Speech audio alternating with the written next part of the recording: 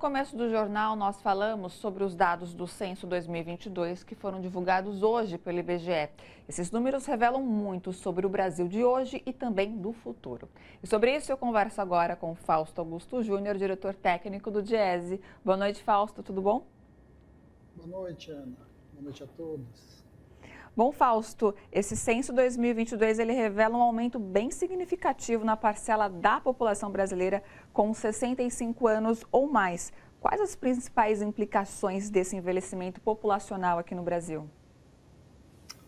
Então, Ana, para você ter uma ideia de como pensar, o que nós crescemos entre 2010 e 2022, ou seja, em 12 anos, é quase que o equivalente ao que se cresceu entre 1980 e 2010, ou seja, nós éramos 4% da população acima dos 65 anos lá em 1980, em 2010 era um pouquinho acima de 7%, e agora nós já estamos chegando quase a 11% da população. É um aumento significativo em um curto espaço de tempo, ou seja, a população brasileira envelhece e envelhece rapidamente. E é claro que isso traz demandas novas, traz demandas de uma população que precisa de política pública voltada para a questão dos que têm maioridade, né? Ou seja, daqueles que têm acima dos 65 ou a chamada geração de prata. É importante que as políticas públicas que historicamente num país jovem como é o Brasil, que estavam focadas ali em especial entre as crianças e a juventude, foi um momento bastante importante da criação de políticas públicas para esse segmento,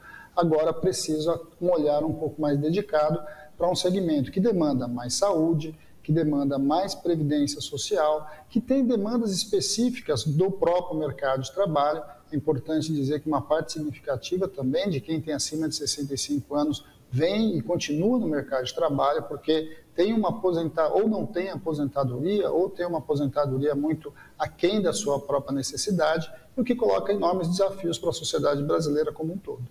E, Fausto, o texto ele menciona a redução da fecundidade também como um fator que contribui para o envelhecimento da população. Como que essa tendência se relaciona com outros aspectos sociais e econômicos também?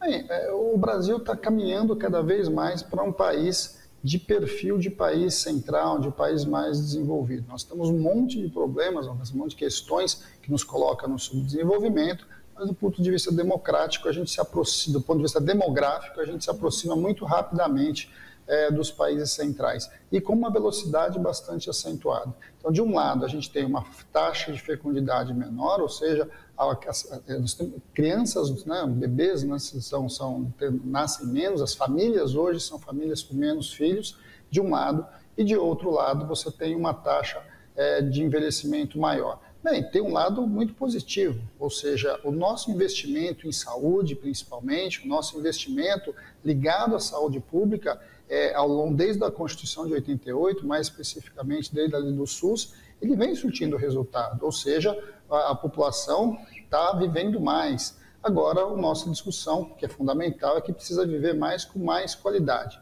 Agora, é claro que isso vai trazer dilemas para nós, porque com menos jovens, você tem uma menor taxa de reposição da força de trabalho.